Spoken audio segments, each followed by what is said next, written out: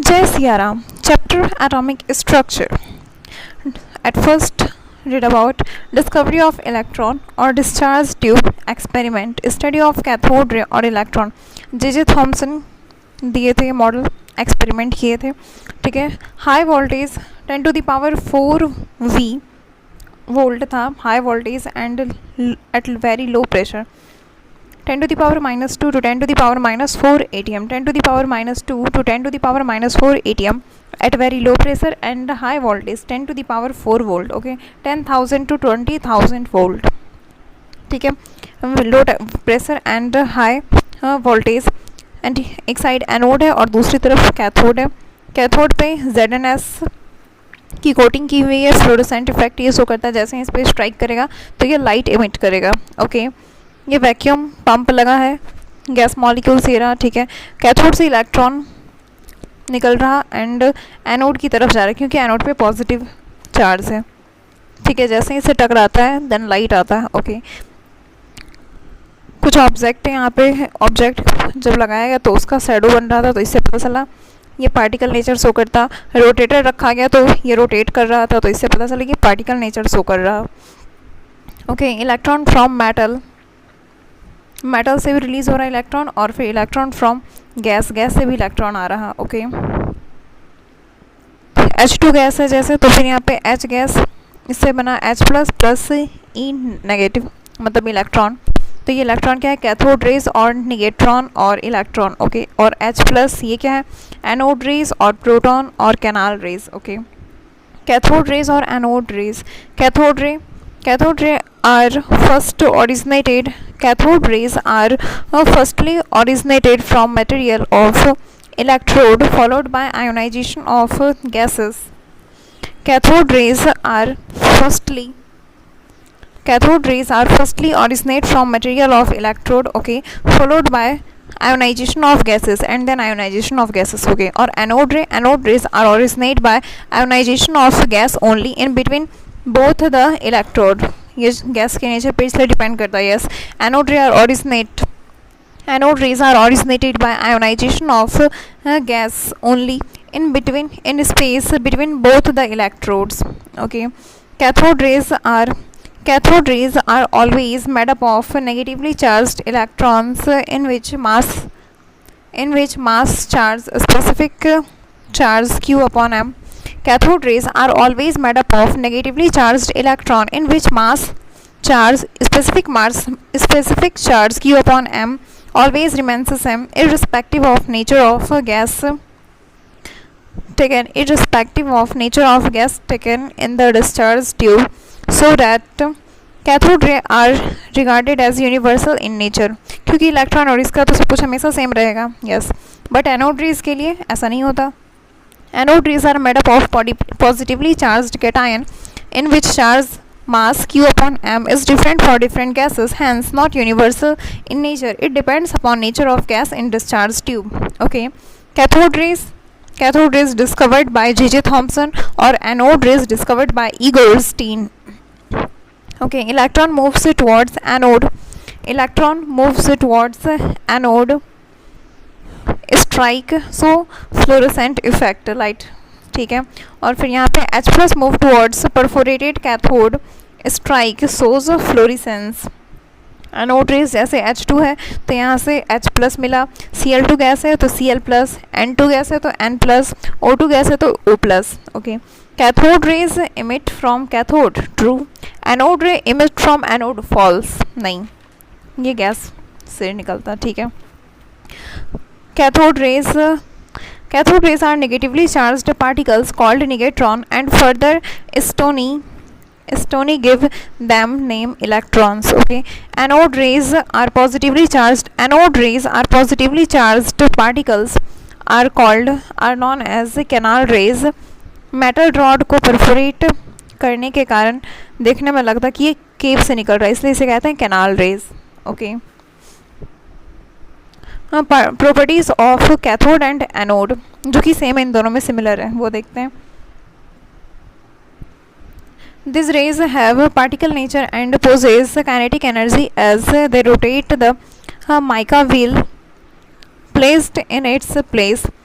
These rays have particle nature. These rays have particle nature and possess kinetic energy as they rotate. The mica will place in its path. Particle nature, one place one thing is present. जैसे हम लोग हो गए, इस place पे सिर्फ अभी हम ही हैं. Yes. Energy transferred from one place to another by transfer of matter. Energy transferred from one place to another by transfer of matter. Okay. These rays travels in a straight line consist of material particles, i.e. those particles which possesses mass if speed may exert force of friction. Okay. These rays produce heating effect. These rays produce heating effect. These rays are deflected by external magnetic field and external electric field. These rays can deflect by external magnetic and external electric field. Okay.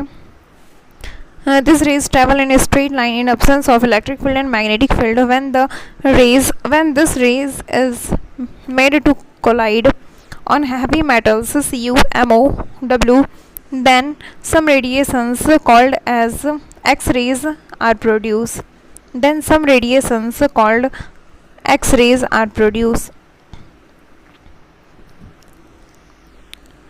this rays is made to collide on heavy metals Cu, Mo, W, tungsten मतलब ठीक है, copper, molybdenum, tungsten, then some radiations emit or produce known as X-rays.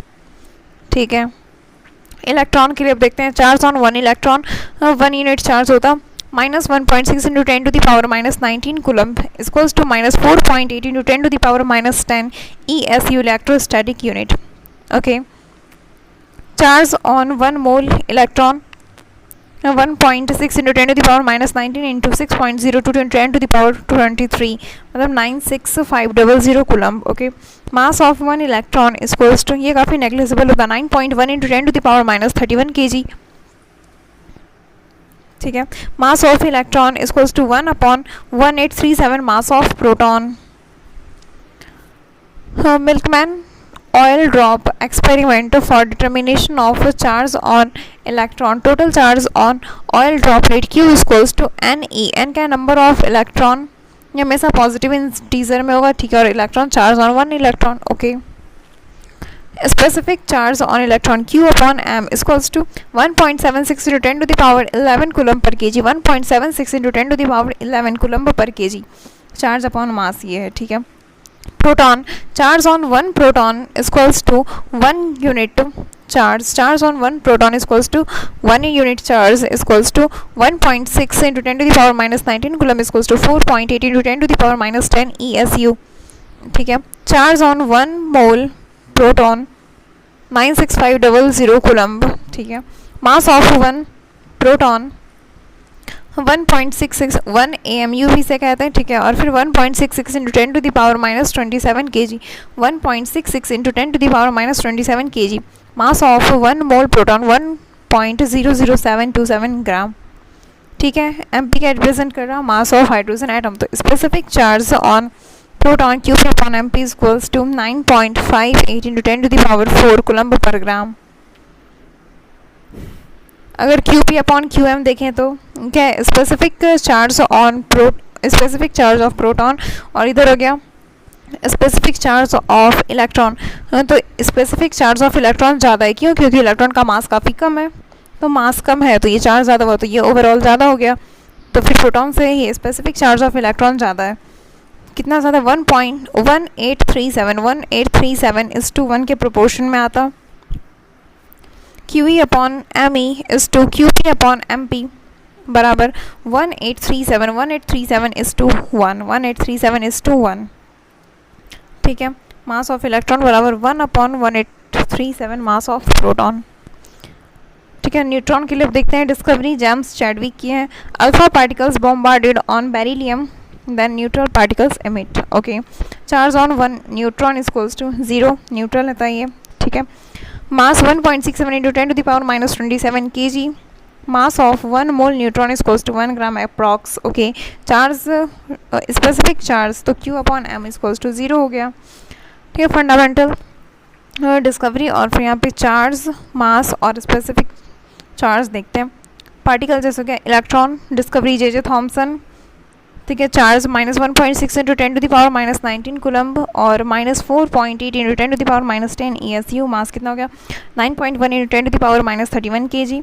Specific charge कितना 1.75 into 10⁻11 coulomb पर kg। Okay, proton का देखते हैं। Proton का discovery ई Goldstein plus 1.6 into 10⁻⁻19 coulomb plus 4.8 into 10⁻⁻10 ESU, ठीक है। मास कितना 1.66 into 10⁻⁻27 kg, 1.66 into 10⁻⁻27 kg। Okay, specific charge 9.6 into 10⁻7 coulomb पर kg। Neutron James Chadwick discovered by James Chadwick, charge 0 है, मास हो गया 1.67 into 10⁻⁻27 kg and specific charge 0। Okay, अब आता Thompson model of atom. J Thomson in 1898 proposed a model of atom which looked more or less like plum pudding or raisin pudding. He assumed atom to be a spherical body in which electrons are unevenly distributed in a sphere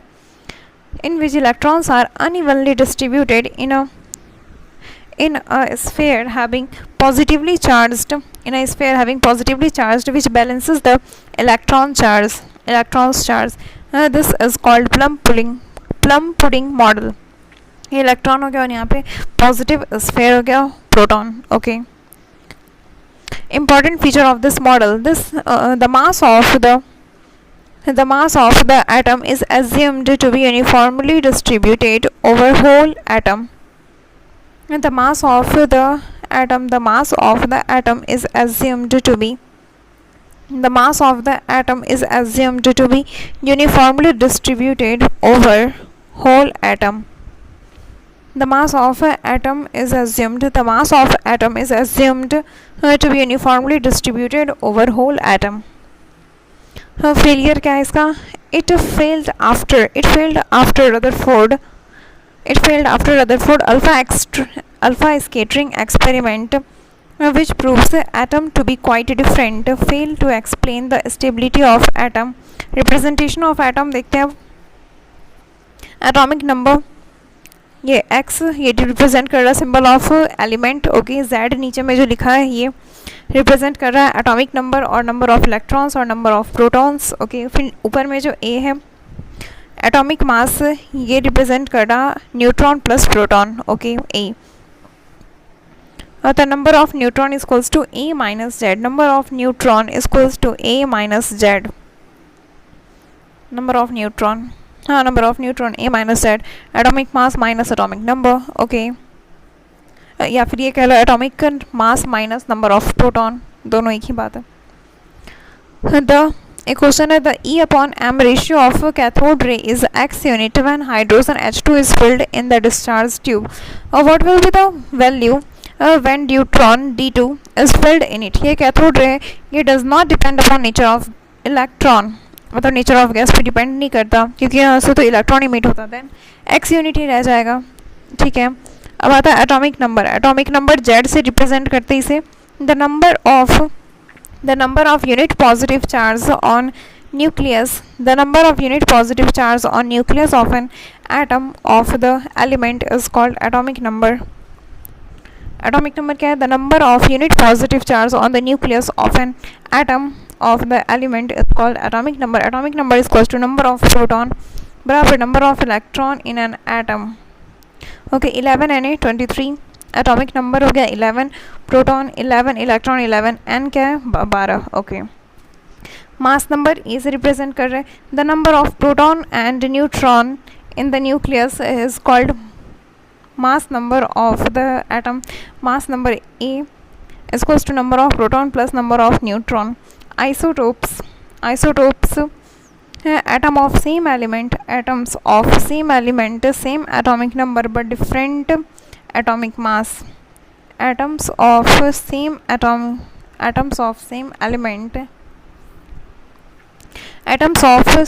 element, same atomic number atoms of same element, same atomic number but different atomic mass, इसे कहते हैं isotopes. जैसे hydrogen का example लेते हैं, hydrogen या फिर protium, deuterium and tritium, H11, H12, H13। दूसरा कार्बन है 6C12, 6C13, 6C14। ओके, ये क्या है, आइसोटोप्स है, मास डिफरेंट है, ठीक है। Isobars species having same atomic mass but different atomic number, 18 AR 40, ठीक है, 19K 40, 20 C8 40। Okay, isotones, isotones species having same number of neutron, species having same number of neutron, A minus Z, species having same number of neutrons, A minus Z, 1 H3 2 He4। यहाँ पे N isotones है ना, हाँ, number of neutron जब same होगा मतलब A minus Z, ठीक है। तो 3 - 1 2 हो गया, फिर He, हीलियम में भी 4 - 2 2 हो गया। ओके, देखते हैं isoster species having same number of atom and electron and number of bonds, ठीक है। N2 एटम यहाँ पे 2 है, नंबर ऑफ इलेक्ट्रॉन 14 है, नंबर ऑफ बॉन्ड्स 3 है। फिर CO भी देखें तो यहाँ पे भी नंबर ऑफ बॉन्ड 3 है, नंबर ऑफ इलेक्ट्रॉन 14 है और एटम 2 है बस। Okay, isodiapher species having same isotopic excess, मतलब आइसोडायफर A माइनस 2Z और N minus P, A minus 2Z का लगा, फिर N minus P, neutron minus proton, इसे कहते हैं isodiapher. Isoelectronic species having similar number of electron, all isosteres are isoelectronic but all isoelectronics are not isosteres. Isodiaphers क्या था, A minus 2Z या फिर न्यूट्रॉन माइनस प्रोटॉन की value same हो तो species having same isotopic excess, मतलब N minus P। Okay, अब आता है Rutherford nuclear model of metal, Rutherford nuclear model of atom, alpha scattering, Rutherford nuclear model of atom, alpha scattering experiment, alpha rays ये क्या है, 2He4, यहाँ पे 2+, तो हीलियम न्यूक्लियस ये कहा जाए तो, ठीक है। ये रेडियो एक्टिव मेटल हो गया, रेडियो एक्टिव मेटल बहुत सारा रेज जो है इससे सीधा जाकर टकरा, मतलब स्ट्रेट लाइन से पास हो रहा, मतलब कि बहुत सारा स्पेस खाली है एटम में, इसे ये पता चला। और यहाँ पे हाँ गोल्ड फॉइल का सीथ लगाए थे, और बाद में जो ये कर्वेचर रखा हुआ है यहाँ पे ZnS की कोटिंग की वजह से इस पर आएगा, तो यहाँ से लाइट इमिट होगा, ठीक है। कुछ एंगल पे भी डेविएट हो रहा था और कुछ डायरेक्ट रिबाउंस हो रहा था क्योंकि वहाँ पे न्यूक्लियस था। ओके, बहुत ही कम ऐसा था, ठीक है। Alpha scattering experiment, Rutherford allowed a narrow beam of alpha particle to fall on a very thin foil. This foil had circular fluorescent zinc sulfide screen around it, ठीक है। The alpha particles emitted by radioactive substance are dye-positive helium ion He2+, okay, having a mass of 4 unit and 2 unit of positive charge. A thin flash of light was produced at the point where alpha particles stuck. Okay, observation और conclusion देखते हैं। observation क्या है, most of the alpha particles passed through the foil without any deviation, मतलब क्या है, conclusion क्या निकला इससे, presence of large empty space in the atom, yes। फिर observation second क्या है, few alpha particles were deflected by small angles, few alpha particles were deflected by small angles, are deflected by small angles। Theta क्या represent कर रहा है, angle of deviation, okay, क्योंकि यहाँ पे न्यूक्लियस आ गया था इसलिए बीच में। Number of alpha particles deviate, n is inversely proportional to sine की पावर 4 थीटा बाई 2, साइन की power 4 theta by 2, n is inversely proportional to sin की power 4 theta by 2, okay. Number of particles deflected, n is directly proportional to z square, जितना बड़ा atom होगा हाँ तो उसका nucleus भी उसके कंपेरिजन में थोड़ा बड़ा होगा, मतलब पहले वाले के कंपेरिजन में। तो फिर जैसे ही z इंक्रीज होता जाएगा तो फिर नंबर ऑफ डिफ्लेक्शन भी इंक्रीज होते जाएगा, ठीक है। n is inversely proportional to kinetic energy of alpha particles, n is inversely proportional to kinetic energy of alpha particles. क्यों? अगर काइनेटिक एनर्जी बहुत ही कम हो, अगर काइनेटिक एनर्जी बहुत ही कम है तब तो दूर से ही ये पॉजिटिव चार्ज है, ये तो दूर से ही डिफ्लेक्शन सोच कर देगा। आया उतना एनर्जी नहीं है इसके पास कि ये न्यूक्लियस के बगल से क्रॉस कर भी पाए, क्योंकि ये भी पॉजिटिव और ये भी पॉजिटिव, रिपल्सन इतना ज़्यादा होगा। तो अगर काइनेटिक एनर्जी बहुत ही कम है तो डेविएशन बहुत ज़्यादा हो जाएगा, बट अगर काइनेटिक एनर्जी ज़्यादा है तो फिर ये पास कर पाएगा, इसलिए इन्वर्सली प्रोपोर्शनल है। ठीक है, कंक्लूजन क्या है इसका? Positive charge is concentrated at a very small region and not uniformly distributed in whole atom. If not, then large number of alpha particles would have been deflected by by experiencing the enormous repulsion from enormous repulsive force from positive charge of the atom. Yes. अपना observation, third observation देखते हैं। Very few alpha particles, 1 out of 20,000 particles rebound completely, i.e. deflected at approx 180 degree. Very few alpha particles, 1 out of 20,000 particles rebound completely, i.e. deflected at 180 degree. Positively charged core is known as nucleus, जो कि बीच में बहुत ही छोटे से जगह में।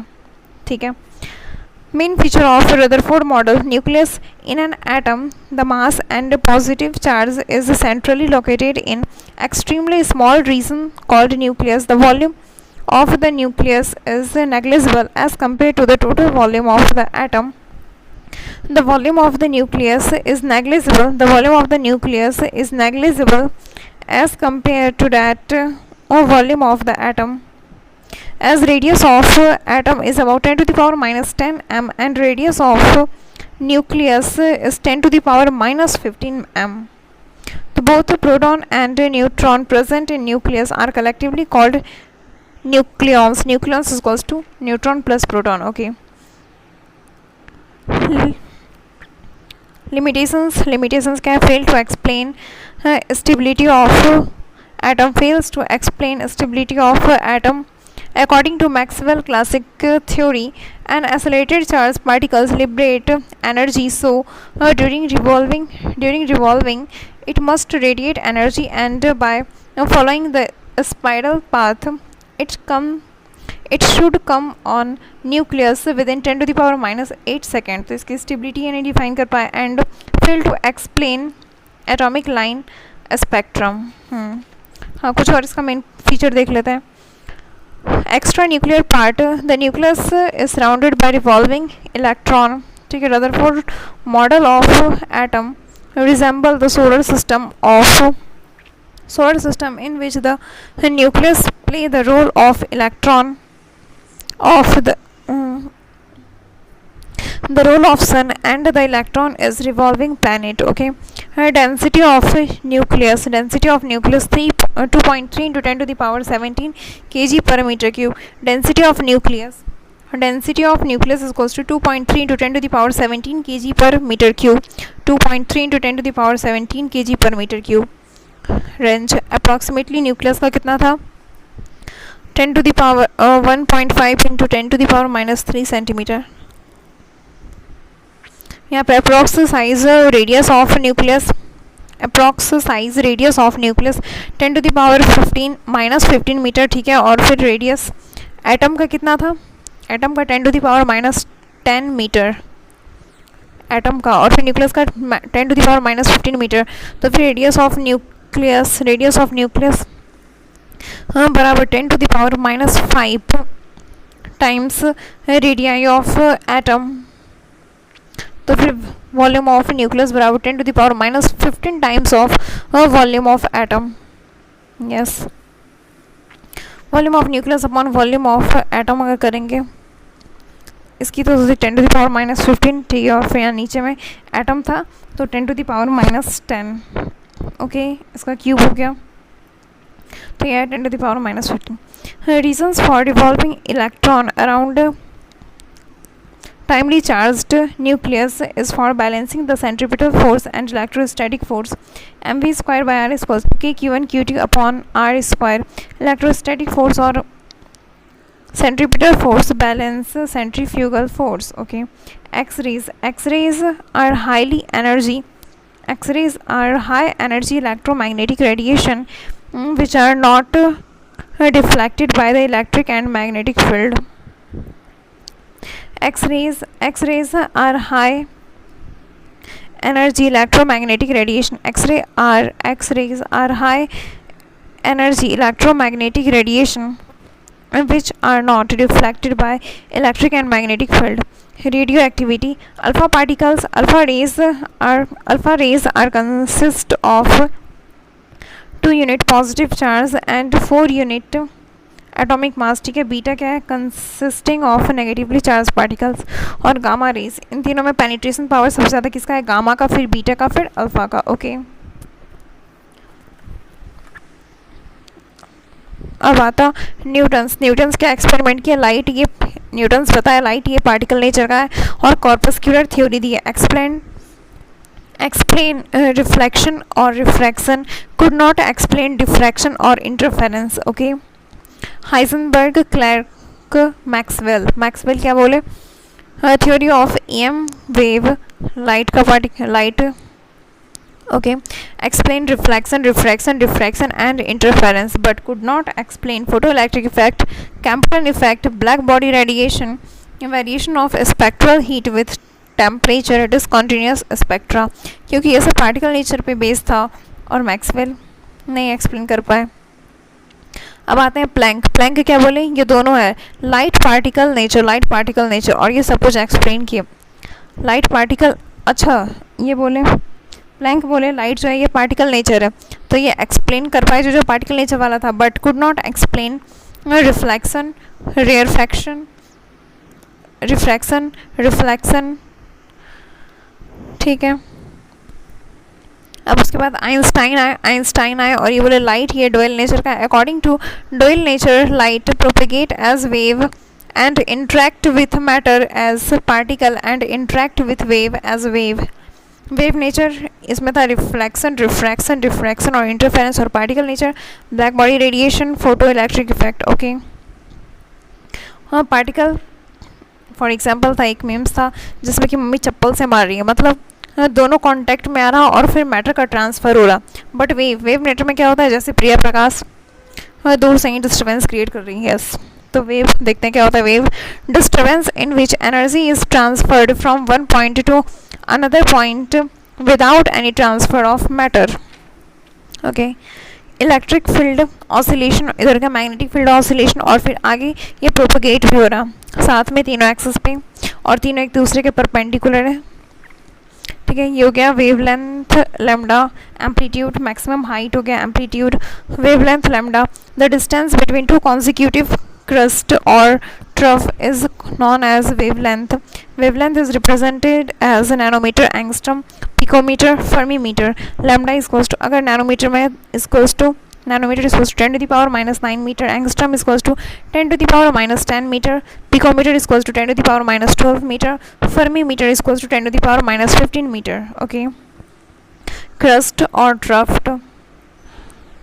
इन दोनों के बीच में द डिस्टेंस में टू कंसिक्यूटिव क्रस्ट या फिर टू कंसिक्यूटिव ट्रफ्ट या फिर एक ट्रफ्ट, मतलब ये बस दोनों पॉइंट के बीच में डिफरेंस. हाँ ठीक है. इसे कहते हैं वेवलेंथ. ओके. अब आता frequency. Frequency number of oscillation per second. Frequency number of oscillation per second mu is equals to C upon lambda, where c velocity of light is equals to 3 into 10 to the power 8 meter per second.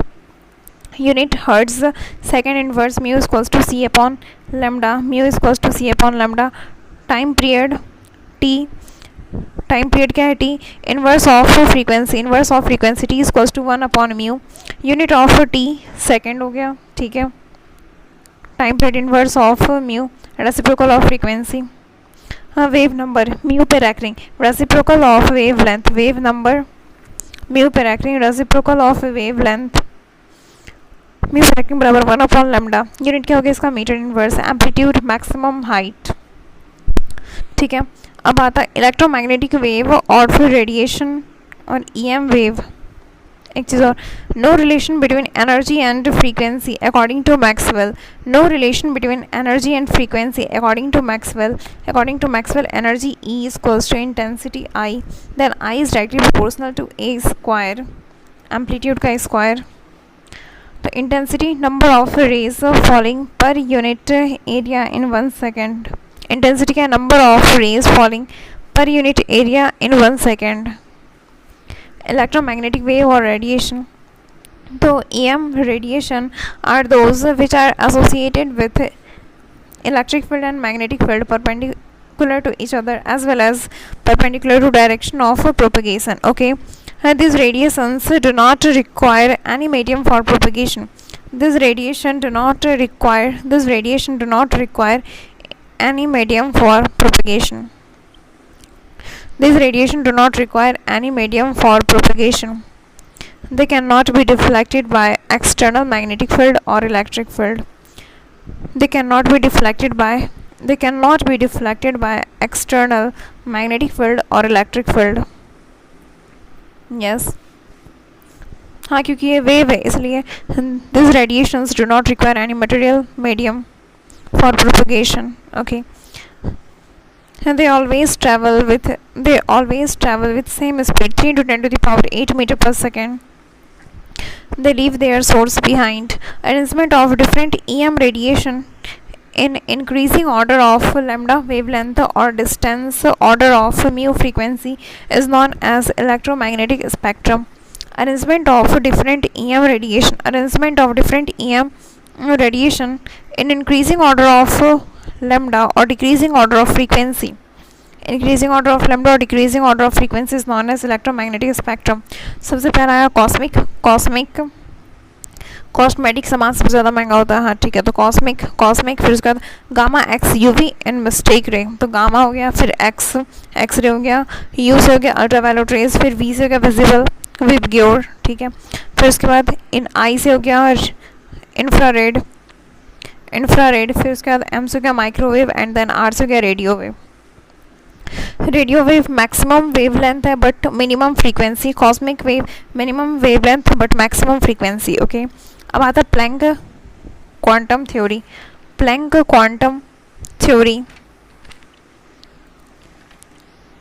Energy is absorbed और emit not continuously. Planck quantum theory में क्या है? Energy is absorbed और emit not continuously but it is continuously in form of a small energy packet known as quantum. Energy is absorbed or emitted not continuously but discontinuously in form of a small energy packet known as quanta. ठीक है. In case of light they are known as photon. In case of light they are known as photon. In case of heat they are known as phonon. Energy of each photon is directly proportional to its frequency. Energy of each photon is directly proportional to its frequency. E is equals to h mu, E is equals to nh mu. n क्या, if n is not given or not asked then n is equals to 1. ठीक है, n number of photon है. ठीक है, E is equals to n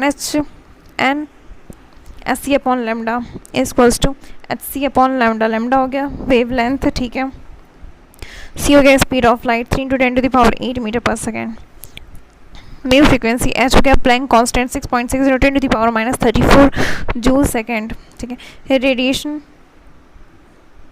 speed is equals to C in vacuum. It means they require material medium for propagation. हाँ, क्योंकि Planck तो particle दिया है ना, और पार्टिकल को तो चाहिए. Yes, photon is a neutral molecule and its rest mass is 0. Photon travels as a wave but absorbed as a particle. Energy and frequency are additive in nature but wavelength is not additive in nature. Yes, वो 1 upon आ जाता ना इसलिए. E is equals to n h mu और n h c upon lambda. ठीक है, E is inversely proportional to lambda or E is directly proportional to mu. H is equals to 6.6 into 10 to the power minus 34 joule second. C is equals to 3 into 10 to the power 8 metre पर second. E अगर joule में है then lambda metre में और फिर Hc is equals to 2 into 10 to the power minus 25. E अगर energy joule में पूछा गया, अगर एनर्जी जूल में पूछा गया एंड लैम्डा मीटर में है then Hc is equals to 2 into 10 to the power minus 25. E अगर इलेक्ट्रॉन वोल्ट में है, एनर्जी अगर इलेक्ट्रॉन वोल्ट में पूछा गया and then lambda in angstrom रखेंगे और Hc की value Hc is equals to 12400 जब लैम्डा एंगस्ट्रम में रखेंगे और E इलेक्ट्रॉन वोल्ट में पूछा गया हो, ठीक है. और जब जूल में पूछा गया हो तो उस टाइम लैम्डा मीटर में रखेंगे और 2 into 10 to the power minus 25. Okay, तो हम कुछ क्वेश्चन से देखते हैं. How many photons in a green light corresponding 4000 angstrom wavelength will produce 8 joule of energy. E की जगह 8 रखे, ठीक है. एन फाइंड करना है एस ईयर. हाँ ठीक है, ये तो आ गया. और फिर म्यू पे रैंकिंग, इसे कहते हैं वेव नंबर. रैंकिंग इसे कहते हैं वेव नंबर 1 अपॉन लैम्डा, ठीक है. तो जो लैम्डा क्वेश्चन में गिवन है तो वेव नंबर हो गया 1 upon lambda. E equals to S C upon lambda और mu equals to C by lambda. सबसे ईजी है म्यू फाइंड आउट करना. Mu equals to C upon lambda. Mu equals to C upon lambda. C equals to mu lambda होता है, C equals to mu lambda होता है और mu equals to C upon lambda. इसे find out करना ज़्यादा easy होगा. एक क्वेश्चन है, a bulb emit light of a wavelength 4500 angstrom. The bulb is rated at 120 watt and 8% of the energy is emitted as light. ठीक है. How many photons are emitted by bulb per second? Then lambda given है 4500 to 10 to the power minus 10 metre, ठीक है. P is equals to 150 watt. P is equals to 150 watt. Then E is equals to 8% of energy है, ठीक है. तो 8 upon 100 into 150, तो ये आ गया 12 जूल आया, ठीक है. तो फिर एस सी की वैल्यू यहाँ पे लिख सकते हैं 2 into 10 to the power minus 25. Okay, तो यहाँ पे एन पूछा है ना नंबर ऑफ, हाँ. तो n equals to E lambda upon h c. तो यहाँ पे 12, तो ई लैम्डा ई 12 आया, ठीक है. 12 into lambda 4500 into 10 to the power minus 10 upon 2 into 10 to the power minus 25, ठीक है. आंसर आ गया.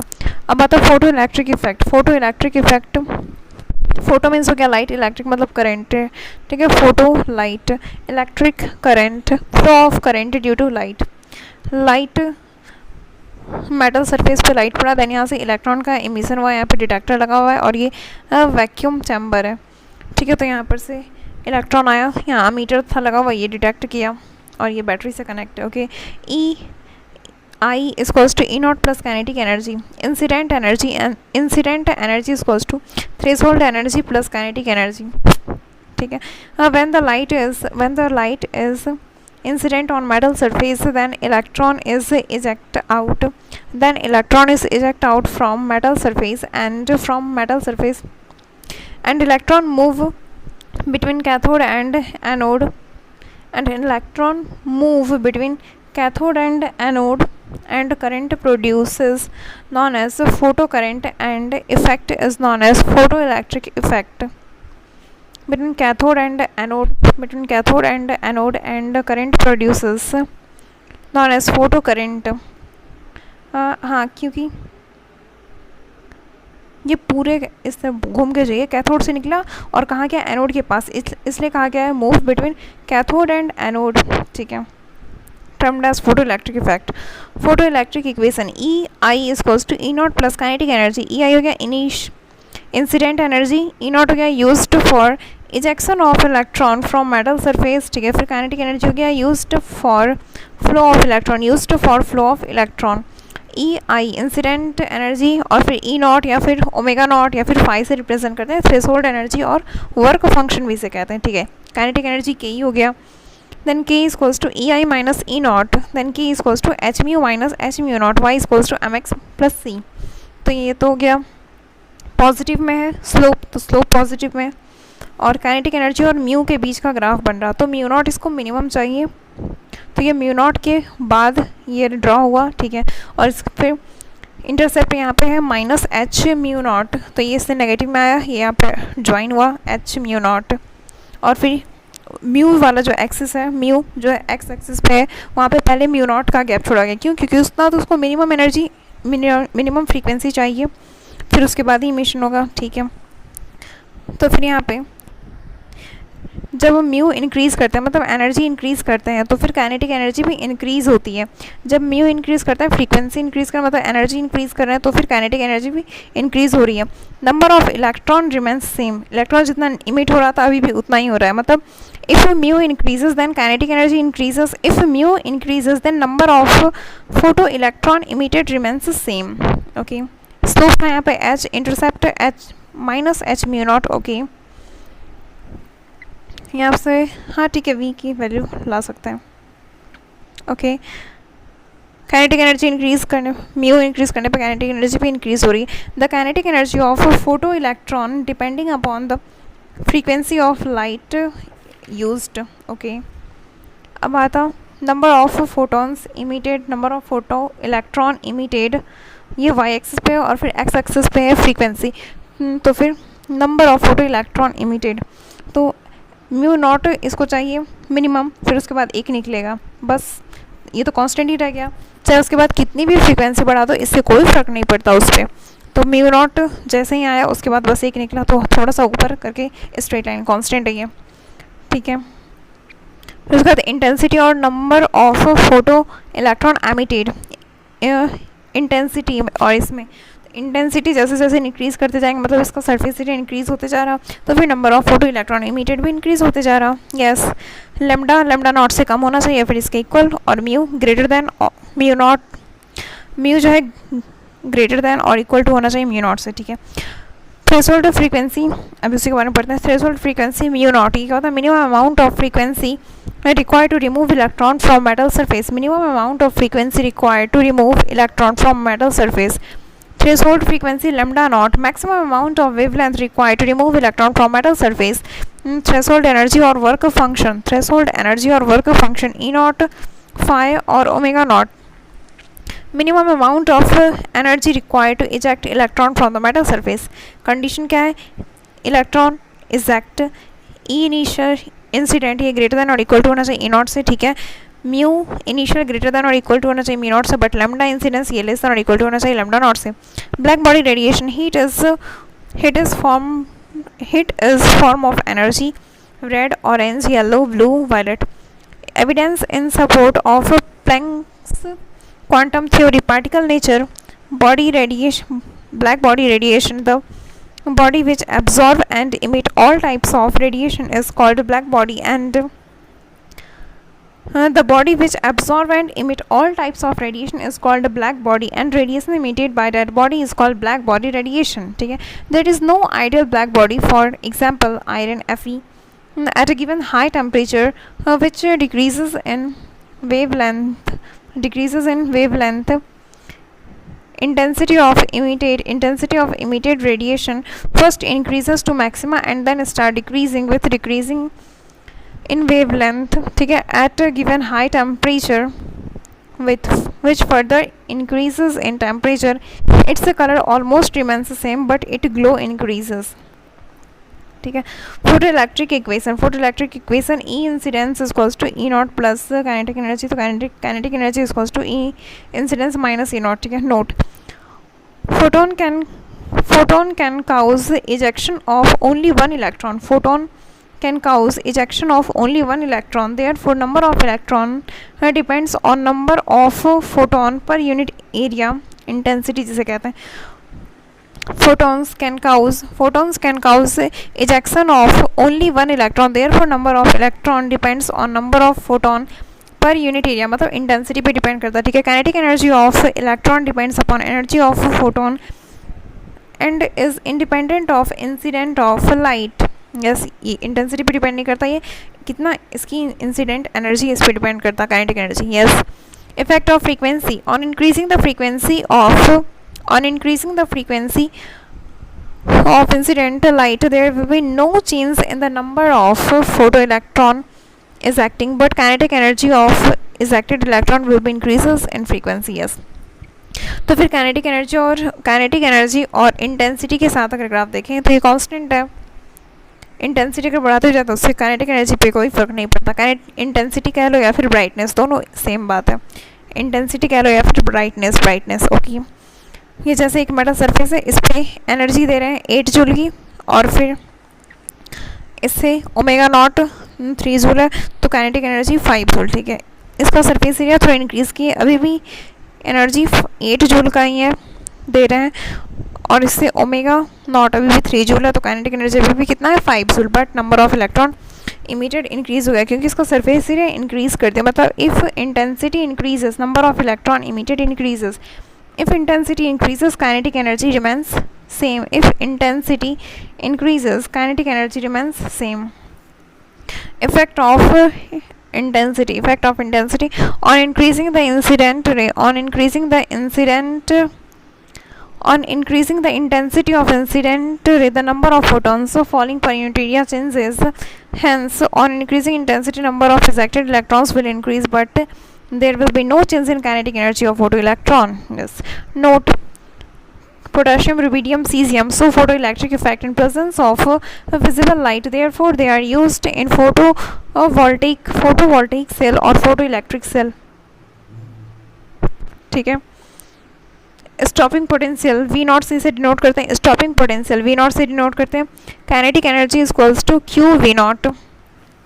Stopping potential is that external potential which is applied in a circuit so that its kinetic energy becomes zero. V naught. Stopping potential is that external potential. Stopping potential is that external potential which is applied in a circuit is also. Stopping potential is that external potential which is applied in a circuit so that the kinetic energy becomes zero, so that its kinetic energy becomes zero, V naught. ठीक है। According to photoelectric equation, kinetic energy is equals to E incidence minus E naught. तो E V naught is equals to H mu minus H mu naught. Okay, तो V naught equals to H by E mu minus H by E mu naught, Y equals to M X plus C. Then यहाँ पे भी we not और mu के बीच में जब graph बना तो म्यू नॉट तो इसको चाहिए ही, जब तक इसको म्यू नॉट नहीं मिलेगा वर्क फंक्शन या फिर मिनिमम फ्रीक्वेंसी नहीं मिलेगी इसको निकलने के लिए, तब तक तो ये नहीं इलेक्ट्रॉन निकलेगा। तो फिर म्यू नॉट, फिर इसके बाद ग्राफ हुई है आगे गया, स्ट्रेट लाइन है। ठीक है। इंटरसेप्ट नेगेटिव में इंटरसेप्ट माइनस एच अपॉन ई म्यू नॉट। ओके, स्लोप हो गया एच अपॉन ई, ये कांस्टेंट है। ठीक है। तो फिर 3 में अगर कंपेयर करते हैं पोटेशियम, सोडियम, लिथियम, ये तीनों लाइन में से किसका कौन सा होगा, तो सबसे ज़्यादा एनर्जी चाहिए लिथियम में, क्योंकि लिथियम का साइज़ छोटा है तो इसका म्यू नॉट ज़्यादा होगा पोटेशियम के कंपेरिजन। पोटेशियम का साइज़ काफ़ी बड़ा है, यहाँ पर से एनर्जी कम भी देंगे तो इलेक्ट्रॉन आराम से निकल जाएगा, तो इसका म्यू नॉट छोटा होगा। ठीक है। Find the ratio of slope of kinetic energy versus mu and V naught versus mu. पहले काइनेटिक एनर्जी और म्यू है तो यहाँ पे तो एच आता है, but V naught upon mu है तो यहाँ पे एच बाई ई आया, तो आंसर क्या है ई। ओके, अब देखते हैं light of frequency μ1 and μ2 incident on metal surface so that kinetic energy of electron is first in this case is double of kinetic energy in second. Kinetic energy first का double है kinetic energy second के। Okay, determine the relation between wavelength. ठीक है। Kinetic energy 1 का इसके बराबर है second के, तो एच काइनेटिक एनर्जी बराबर 1 का हो गया H μ1 minus H mu naught बराबर 2 times of H μ2 minus H mu naught. H दोनों का कॉमन लगे कैंसिल आउट हो गया। ठीक है। μ1 माइनस म्यू नॉट बराबर 2 μ2 माइनस 2 म्यू नॉट, तो फिर यहाँ पे μ1 माइनस 2 म्यू नॉट बराबर माइनस म्यू नॉट बचा। ठीक है। तो म्यू नॉट 1 अपॉन लेमडा लिख सकते हैं, 1 अपॉन लेमडा नॉट, तो यहाँ पे 1 upon lambda 1 minus 2 upon lambda 2 बराबर माइनस 1 अपॉन लेमडा नॉट। ठीक है।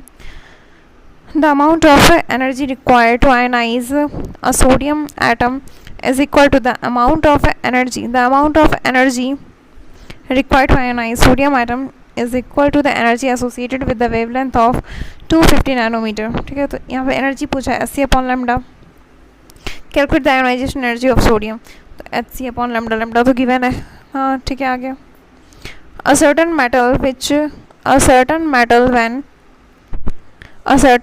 when irradiated with light mu given emit photoelectron with twice kinetic energy as did photoelectron when the same metal is radiated with light mu. इतना हो गया. इसका double kinetic energy, इसमें twice kinetic energy है photo electrons when जब इसका निकल रहा. ठीक है. कैलकुलेट द थ्रेशोल्ड फ्रीक्वेंसी, तो kinetic energy 1 upon kinetic energy 2 बराबर 2 equals to H mu 1 minus H mu not upon H mu 2 minus H mu not. तो फिर यहाँ पे एच कैंसिल आउट हो गया. Mu 1 minus mu not upon mu 2 minus mu not. तो यहाँ पे 3.2 into 10 to the power 16 minus mu not upon 2 into 10 to the power 16 minus mu naught. 4 into 10 to the power minus 16 minus 2 mu naught is equals to 3.2 into 10 to the power 16 minus mu naught. तो यहाँ से mu naught आ गया. Okay, cross multiply कर दो यहाँ cancel out करवा के. ठीक है. Photo electrons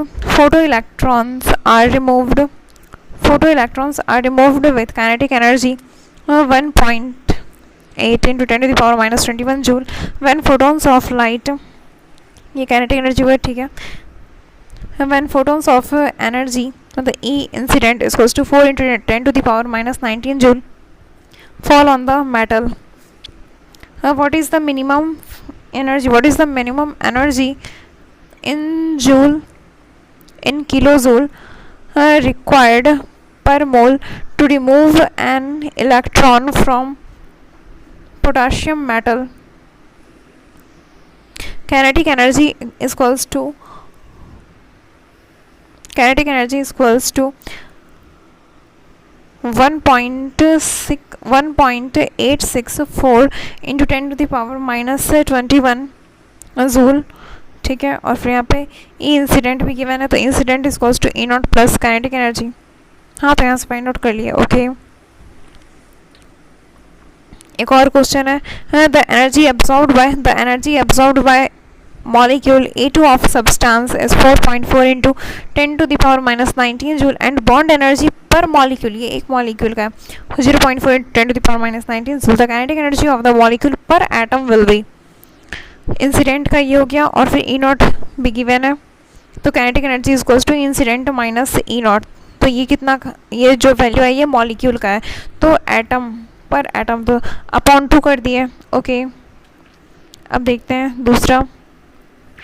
A photon of wavelength 300 nanometer is absorbed इतना एब्जॉर्ब करके गया at higher energy level. ठीक है. from ground state it emits two photon. wavelength of one of the photon is 400 nanometer. then find the wavelength of other. ये यहाँ आया 400 nanometre और फिर इसके नीचे वाला पूछा. Then E1 equals to E2 plus E3, तो एस सी अपॉन लेमडा 1 बराबर S C upon lambda 2 plus S C upon lambda 3. तो 1 अपॉन 300 बराबर 1 अपॉन 400 प्लस 1 अपॉन लेमडा 3. ठीक है. तो 1 अपॉन लेमडा 3 इक्वल्स टू, इसको इधर आके माइनस करती हैं, यहाँ से फाइंड आउट हो गया. ओके. अब देखते हैं Bohr atomic model. Center of the atom is occupied by heavy mass positively charged nucleus around which electrons are continuously revolving in fixed circular path known as orbits or cell or series or level or stationary state. Shell क्या हो गया KLMN. ठीक है. N1 2 3 4. Okay. Based on Bohr's atomic model based on quantum theory of radiation and classical laws of physics. Important postulate I. Bohr atomic model based on particle nature. Bohr atomic model applicable for hydrogen and hydrogen-like atoms only, for one electron particles only. Electron revolving around the nucleus in such a way that as planets revolving around the sun, path of electron is circular. Force of attraction between the nucleus is equal to between the nucleus and electron is equal to the centrifugal force of moving electron. Force of attraction towards nucleus is equals to centrifugal force. Okay, electron revolves only in those orbits whose angular momentum is an integral multiple of h upon 2 pi. और point कुछ है वो देखते हैं. As long as an electron revolves in a cell, its energy remains same. Stationary state में energy same रहता है. ठीक है. As we move away from the nucleus, energy continuously increases, but energy difference decreases. As we move away from the nucleus, energy continuously increases, but energy difference decreases. पहले ज़्यादा negative था value, तो कम था, अब फिर जीरो की तरफ जा रहा है तो बढ़ रहा है इसलिए. ठीक है. Energy of an electron in an atom is negative because when electron is at infinite distance, its energy is taken as 0. According to Bohr model, electron revolve in energy of electron in an atom is negative because when electron is at infinite distance, its energy is taken as 0. अच्छा, okay. Maxwell theory ये दिया गया था कि जब isolated charge move करता है then radiates energy. तो इस बार मैक्सवेल फेल नहीं कर पाए बोर का थ्योरी, क्योंकि according to Bohr model electron revolves in given shell so that its energy remains same और इट्स पोजेसेस एनर्जी. एन ये क्या रिप्रेजेंट करता है? ऑर्बिट नंबर और सेल नंबर और स्टेशनरी स्टेट और सीरीज और लेवल को. Okay, only those orbits are permitted n is not equals to fraction in which angular momentum is a simple whole number of h upon 2 pi or h bracket. Only those orbits are permitted and is not equals to fraction of which of the angular momentum. ठीक है, a simple whole number. Orbit angular momentum is equals to nh upon 2 pi. ठीक है. अब देखते हैं सबके बीच में relation देखते हैं. तो radius r equals to R naught N square by Z. r equals to R naught N square by Z. R naught क्या है? 0.529 angstrom. 0.529 angstrom. r equals to R naught N square by Z. r equals to R naught N square by Z. Angular velocity omega N बराबर V N upon R N. Okay, velocity v equals to 2.16. velocity v equals to 2.16 to 10 to the power 6 z upon n meter per second. v equals to 2.16 into 10 to the power 6 into z upon n meter per second. ठीक है. r equals to r naught n square by z. r naught हो गया 0.529. ठीक है. अब देखते हैं orbit frequency mu is equals to z square upon n q. Orbit frequency mu is equals to z square upon n q. या फिर time period याद रखो, ज़्यादा इजी है. Time period is directly proportional to n q upon z square. Time period is directly proportional to n q upon z square. तो 1 upon mu is equals to 1 upon t होता है, तो t is inversely proportional to mu. Okay, total energy is equals to kinetic energy plus potential energy half mv square plus minus Z square upon R. तो ये जब इससे minus की तो बचा क्या? mv square by R equals to k Z E square होता है, देन एक आर कैंसिल होगा, तो mv square equals to Z square upon R. तो फिर total energy equals to minus half Z square upon R. मतलब total energy जो है equals to E naught into Z square upon N square. Total energy equals to E naught into Z square upon N square. E not क्या क्या हो सकता है? -13.6 into Z square upon N square electron volt per atom. ठीक है. E equals to -1312 into Z square upon N square kilo joule per mole. Okay, E equals to -2.18 into 10 to the power -18 Z square upon N square joule में. ठीक है. Potential energy, अब देखते हैं total energy equals to potential energy upon two, total energy equals to potential energy upon two, तो potential energy equals to 2 into total energy, ठीक है। Kinetic energy equals to negative of total energy, negative of total energy, या फिर ये कह सकते हैं negative of potential energy upon two, okay. Ionization energy, energy required to remove an electron from the outermost shell of the isolated gaseous atom, then ionization energy equals to negative of total energy, ठीक है। Ionization energy delta E equals to E N two minus E N one, infinite minus E one, तो ये infinite का तो zero हो गया, तो फिर बचा क्या, minus E one, okay. Separation energy, amount of energy required to remove electron from excited state, फिर यहाँ पर separation energy equals to delta E बराबर E N two minus E N one बराबर E infinite minus E N one, separation energy equals to minus E N one, okay. If the ionization energy of helium is 19.6 to 10 to the power minus 18 joule per atom, then the energy of beryllium plus 3 ion is in the second stationary state is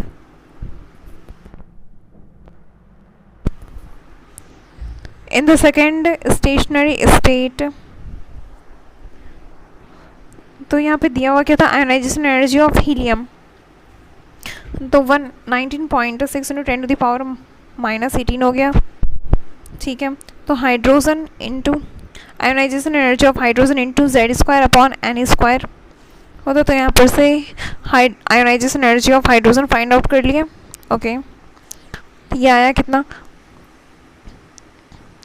ये helium का था ना, तो into 4, ठीक है। तो फिर ionization energy of hydrogen equals to 19.6 into 10 to the power minus 18 upon 4, ionization energy of beryllium 3 plus equals to minus 19.6 into 10 to the power minus 18, negative of E1 होता है, ठीक है, upon 4 into 16 upon 4 and Z square upon N square. Beryllium का पूछा, तो beryllium का fourth B beryllium, तो 16 हो गया, 16 अपॉन सेकेंड स्टेशनरी स्टेट है, तो 2 2 4, 16/4, ठीक है, तो आंसर आ गया। हाँ, calculate important conclusion of board atomic model, R equals to R naught n cube, sorry, R equals to R naught n square by Z, ठीक है। R naught equals to 0.529 angstrom, V equals to V naught into Z by n, V naught 2.16 into 10 to the power 6 metre पर second. Mu time period देख लेते हैं, time period equals to N Q upon Z square, N Q upon Z square. Total energy बराबर minus of kinetic energy, total energy into 2 बराबर potential energy, total energy बराबर negative of ionization energy, total energy बराबर minus 13.6 into Z square upon N square, electron volt upon electron volt per atom, ठीक है। Total energy equals to minus 13 12 13 12 into Z square upon N square kilojoule per mole, okay. Ratio of first second third orbit का पूछा गया है, तो ये N square by Z होता, Z सबके लिए सेम है, तो N square 149, okay. Find radius ratio of first orbit of, तो एन स्क्वायर बाय जेड जो क्या 1 2 3, ठीक है। इसको होल नंबर में कन्वर्ट करने के लिए मल्टीप्लाई कर दिए 2 से, ठीक है। Find ratio of time period in, find ratio of time period in second and third orbit of hydrogen atom, then T second orbit और थर्ड ऑर्बिट का पूछा ना, n cube by Z square, तो एन क्यूब 2 का cube और फिर 3 का cube, ठीक है। काइनेटिक एनर्जी पूछा है सेकेंड एंड पोटेंशियल एनर्जी पूछा है second orbit of hydrogen atom, तो क्या होता है Z square upon N square E, ठीक है। तो यहाँ पे काइनेटिक एनर्जी बराबर 13.6 into Z square upon N square, Z square तो हाइड्रोजन एटम, तो 1 का स्क्वायर अपॉन 2 का स्क्वायर, ठीक है। तो इससे आंसर आ गया। फिर potential energy equals to minus of 2 into kinetic energy, तो आंसर आ गया, ओके। अब देखते हैं फाइंड एनर्जी, एनर्जी जब भी पूछा है तो मतलब टोटल एनर्जी पूछा है, okay. Helium when electron present in second orbit n equals to 2, तो फिर minus 13.6 into Z square upon N square, okay. अब देखते हैं हाइड्रोजन एटम के लिए, फर्स्ट में अगर बात करें तो -13.6 फर्स्ट ऑर्बिट में, -13.6 सेकेंड ऑर्बिट में, -3.4 थर्ड ऑर्बिट में टोटल एनर्जी होगा -1.51, फोर्थ में -0.85। ओके, पोटेंशियल एनर्जी 2 से मल्टीप्लाई कर दो सबको, टोटल एनर्जी में पॉजिटिव में आंसर आ जाएगा, फिर आयनाइजेशन एनर्जी में भी पॉजिटिव में सारा आंसर आ जाएगा। -13.6 फर्स्ट में, सेकंड में -3.4 फोर्थ में, सॉरी थर्ड में 1.51, फोर्थ में 0.85। ओके, जैसे जैसे एन इंक्रीज़ हो रहा, एनर्जी इंक्रीज़ हो रही, बट डेल्टा ई डिक्रीज़ हो रही। ओके, अगर कंपैरिजन करना हो, डेल्टा ई कंपेयर करना हो, then step 1, lesser the value of n1 की जितनी वैल्यू कम होगी, laser the value of n1, तो फिर डेल्टा ई ज़्यादा होगा। ठीक है, if value of n1 is same, then n2 देखेंगे किसका ज़्यादा है, उसका डेल्टा ई ज़्यादा होगा। Okay, drawback of Bohr model, this model is applicable only on single electron atom और ions, cannot be applicable on multi-electron system because it does not take into considerable electron repulsion। ठीक है, in presence of external electric field splitting of spectral line takes place, इसे कहते हैं Stark effect. ठीक है, और फिर in presence of magnetic field splitting of spectral line takes place, then इसे कहते हैं Zeeman effect. Okay, it could not explain nature of bond और shape of molecule. What is the potential energy of an electron present in N shell of Be3+? N shell क्या हो गया, KLMN होता है ना, ABCDFGHIJ KLMN। हाँ ठीक है, तो K1 हो गया, L2 हो गया, M3 N4 हो गया, तो मतलब N4 Z² अपॉन N² होता है, बेरिलियम 4 होता है Z। ठीक है, तो 4 का स्क्वायर अपॉन ये भी 4 का स्क्वायर। अच्छा, तो आंसर उतना ही रह गया। ठीक है, अब देखते हैं the spectrum produced by an electron is the spectrum produced by an element. The spectrum produced from an element is atomic spectrum, line spectrum, absorption spectrum. The spectrum produced from an element is atomic spectrum, line spectrum, absorption spectrum। ठीक है, electromagnetic इन तीनों में से कुछ भी हो सकता है, एटॉमिक स्पेक्ट्रम या ये लाइन स्पेक्ट्रम कह दो या फिर एब्जॉर्प्शन स्पेक्ट्रम कह दो, बात बराबर है। ठीक है, electromagnetic spectrum and its type, separation of given radiation into different frequency and colours into a band is known as spectrum. Spectrum of given radiation into different frequency and color into a band is known as a spectrum. Absorption spectrum is a photographic negative of emission spectrum. Emission spectra, यहाँ पे excited state में hot gas दिए कोई भी metal का, तो यहाँ से इलेक्ट्रॉन निकला और ये एक्साइटेड स्टेट में चला गया, देन यहाँ से एनर्जी मिट किया, तो इस एनर्जी को पास किए प्रिज्म से या फिर कहते हैं स्पेक्ट्रोमीटर से, देन डार्क और लाइट बैंड मिला, इसे कहते हैं इमिशन स्पेक्ट्रम। ठीक है, absorption spectrum, when white light is pass through sample and transmit light is pass through prism, जैसे ही इससे निकला तो पहले कुछ एब्जॉर्ब किया, सम लाइट एब्जॉर्ब, देन इसके बाद ट्रांसमिटेड जो है इसे पास किए, ट्रांसमिटेड लाइट को पास किए प्रिज्म से और स्पेक्ट्रोमीटर से, देन डार्क और लाइट बैंड मिला, इसे कहते हैं एब्जॉर्प्शन स्पेक्ट्रम, क्योंकि यहाँ पे पहले एब्जॉर्प्शन हुआ था तो इसलिए। ठीक है, अब देखते हैं डिफरेंस इमिशन स्पेक्ट्रम में और एब्जॉर्प्शन स्पेक्ट्रम में। Emission spectrum obtain when radiation emits by the excited substance analysis by spectroscope. Emission spectrum consists of a bright colored light separated by dark places. Okay, अब देखते हैं absorption spectrum obtained when substance absorb energy and the light transmitted and left transmitted light is analyzed by spectroscope. Okay, absorption spectrum consists of dark line and white opposite to continuous spectrum. ठीक है, अब देखते हैं line spectrum of hydrogen. Emission spectrum emission spectrum hydrogen और hydrogen like के लिए, जैसे He+ हो गया, लिथियम 2+ हो गया, etcetera. When energy is provided to H2 molecule then the dihydrogen is first split into hydrogen atom. When energy is provided to the single electron present in the hydrogen atom, when energy is provided to the single electron present in hydrogen atom, then the electron is excited to higher energy level for a while, 10 to the power -6 to 10 to the power -8 second, highly unstable and goes back after transition. ठीक है. Hydrogen spectrum में cell को series कहते हैं और फिर Bohr model में cell को ऑर्बिट कहते हैं. ठीक है. तो देखते हैं टोटल एनर्जी था -13.6 इंटू Z²/9². ओके. म्यू पे रैकरिंग है, मतलब इसे क्या कहते हैं, म्यू पे रैकरिंग वेव नंबर कहते हैं. Wave number equals to 1/λ equals to RH into Z² into 1/n1² minus 1/n2². 1 mu पे रैकरिंग equals to 1/λ equals to RH into Z², RH into Z² into 1/n1² minus 1/n2².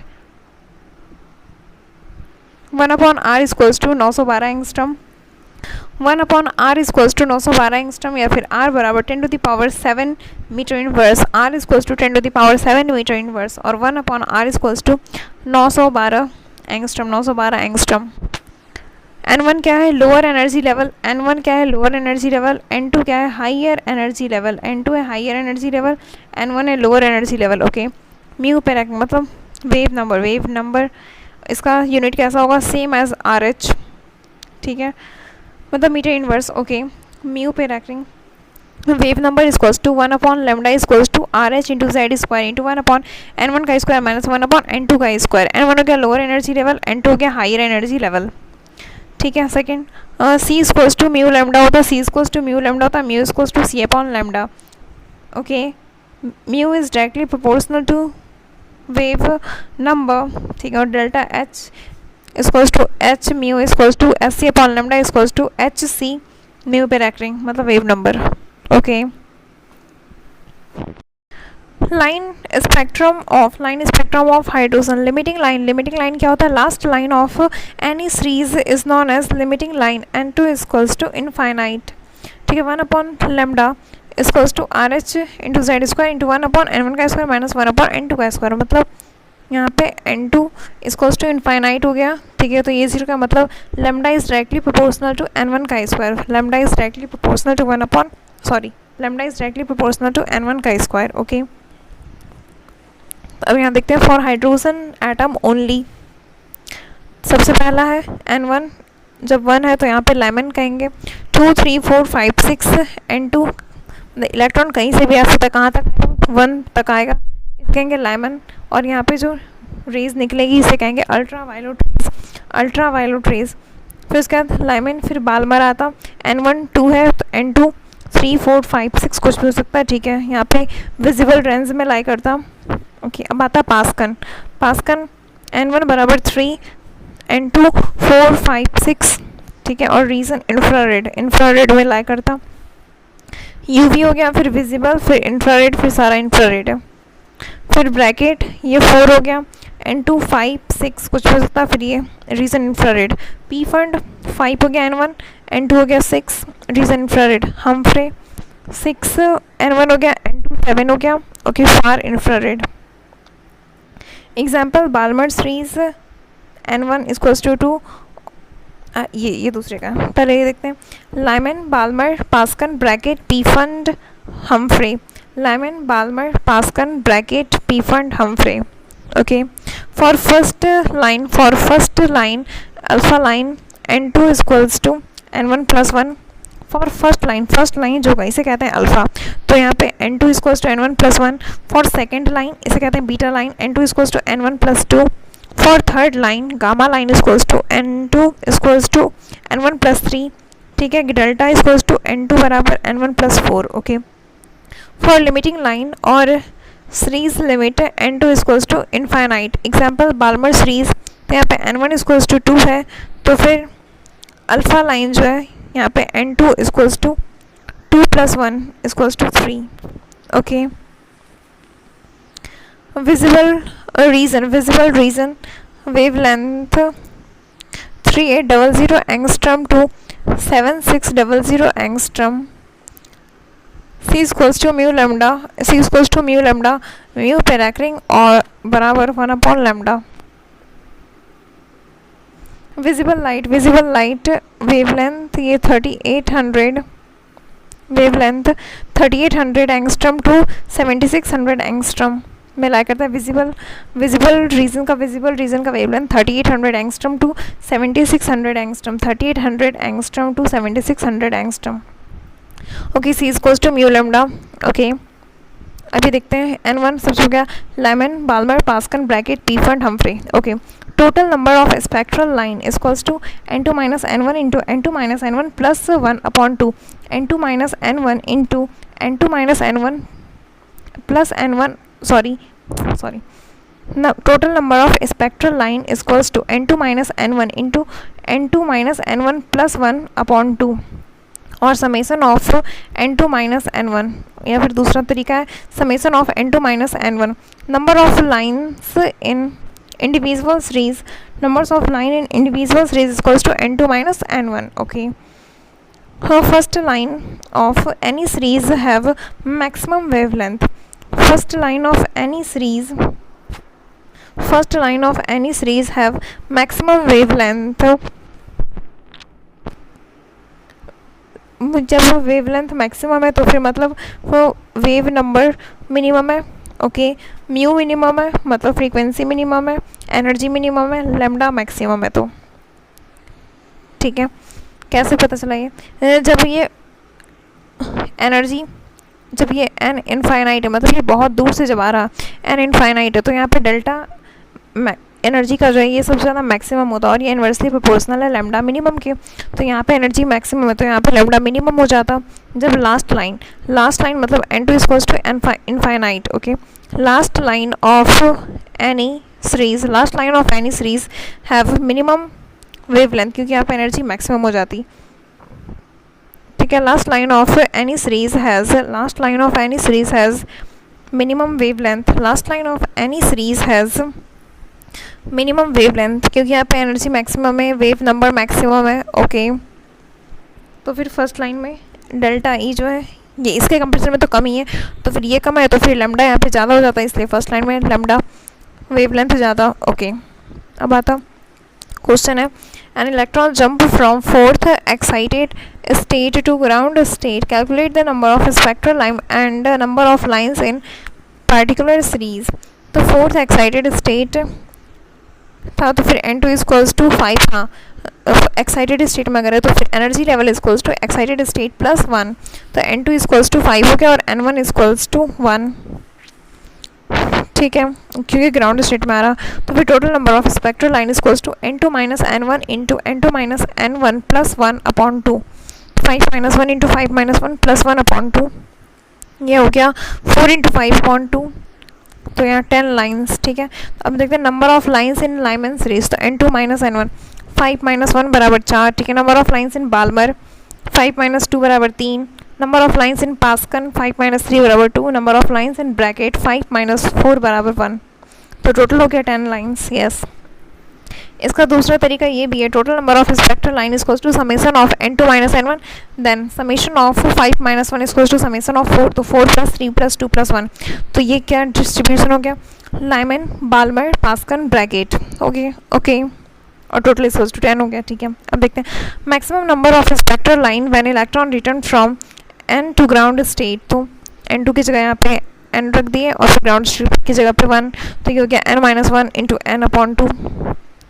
Number of spectral line in a particular cell in N3. Number of spectral line in a particular cell is N3. ठीक है, when electron return from N2 to N1. When electron return from N2 to N1. तो यहाँ पे होगा क्या? N2 minus N3. N2 सबसे ज़्यादा है फिर N3 फिर उससे कम N1 है. तो electron return from seventh cell. Electron return from seventh cell to second cell. Electron return from seventh cell to second cell. Find number of lines in fourth cell. तो क्या होगा? 7 minus 4 इक्वल्स टू 3. ठीक है, क्योंकि N2 minus N3 होता है. Okay अब देखते हैं electron jump from fifth excited state मतलब n2 is equals to 6 to the ground state n1 is equals to 1. Then find the total number of lines and individual summation of n2 minus n1 is equals to summation of 5 हो गया तो 5 plus 4 plus Lyman Balmer Pascal bracket P Fund Humphrey. Okay, number of electron jump from fifth excited state to first excited state मतलब n2 is equals to 6 n1 is equals to 2. Then find number of line in Lyman में तो एक भी आया ही नहीं क्योंकि n1 equals to 2 तक ही रह गया, n1 तक कोई इलेक्ट्रॉन पहुंचा ही नहीं. ठीक है, अब सेकंड क्वेश्चन है विजिबल रीजन के लिए मतलब बालमर के लिए. हाँ क्योंकि यहाँ पे तो यू भी था लाइमन में, इसमें विजिबल रेंज में रीजन में है बालमर. तो n1 इक्वल्स टू 2 तो 6 माइनस 2 इक्वल्स टू 4 लाइन्स है इसमें. Okay, find the ratio of wavelength of limiting line of Lyman Balmer and Pascal. तो यहाँ पे lambda is directly proportional to n1 का स्क्वायर हो जाता. तो Lyman Balmer पास्कल 1 2 3 तो 1 का स्क्वायर 2 का स्क्वायर और 3 का स्क्वायर.